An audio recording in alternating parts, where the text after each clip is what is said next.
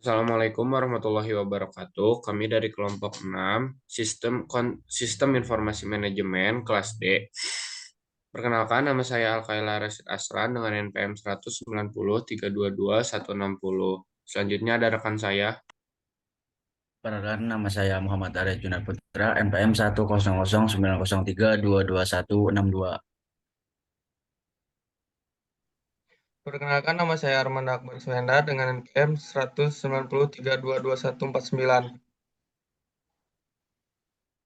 Perkenalkan, nama saya Andres Saputra dengan NPM 158. Perkenalkan, nama saya Muhammad Alvin Darmawan, NPM 182.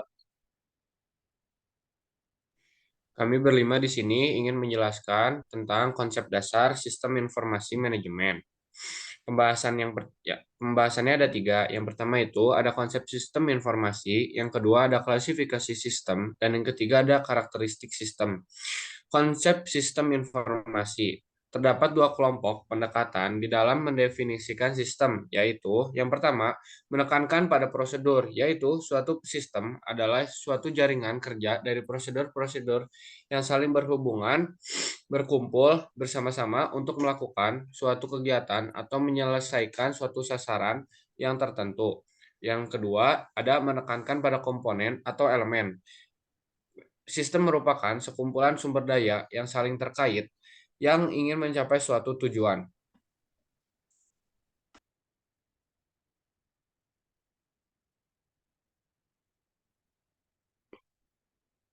Terus memiliki komponen sistem informasi.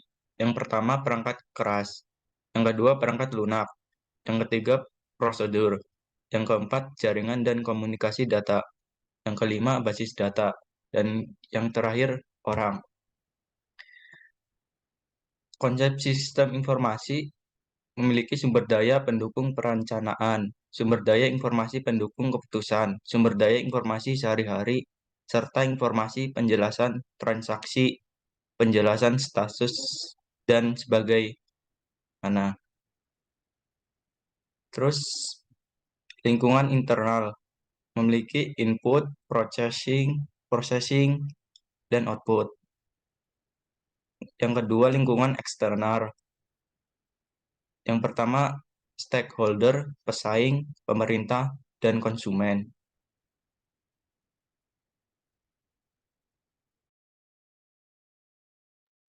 Kemudian data yang pertama, data yang diolah menjadi bentuk yang lebih berguna dan lebih berarti bagi yang menerimanya. Yang kedua, sesuatu yang nyata atau setengah nyata yang dapat mengurangi derajat ketidakpastian tentang suatu keadaan atau kejadian.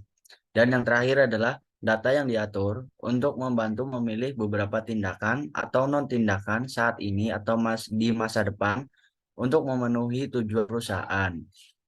Pilihannya pilihannya disebut pengambilan keputusan.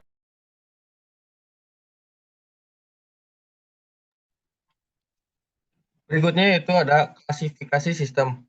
Sistem dapat diklasifikasikan dari beberapa sudut pandang. Di antaranya yaitu sistem diklasifikasikan sebagai sistem abstrak dan sistem fisik. Sistem diklasifikasikan sebagai sistem alamiah dan sistem buatan manusia. Yang ketiga yaitu sistem diklasifikasikan sebagai sistem tertentu dan sistem tak tentu. Yang keempat yaitu sistem diklasifikasikan sebagai sistem tertutup dan sistem terbuka.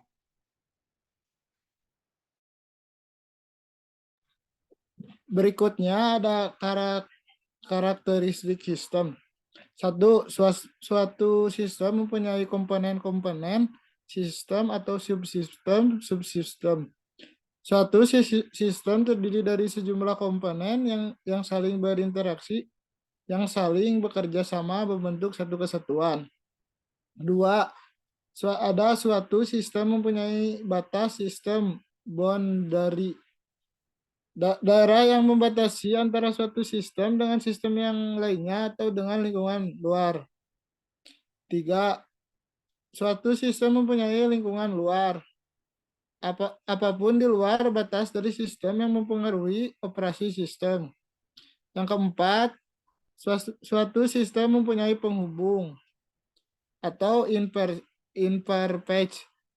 Nah, dia penghubung antara satu subsistem dengan subsistem lainnya. 5. Suatu sistem mempunyai tujuan atau goal.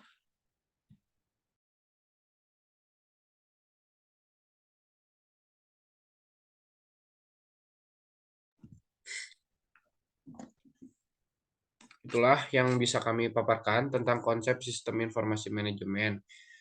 Terima kasih. Assalamualaikum warahmatullahi wabarakatuh.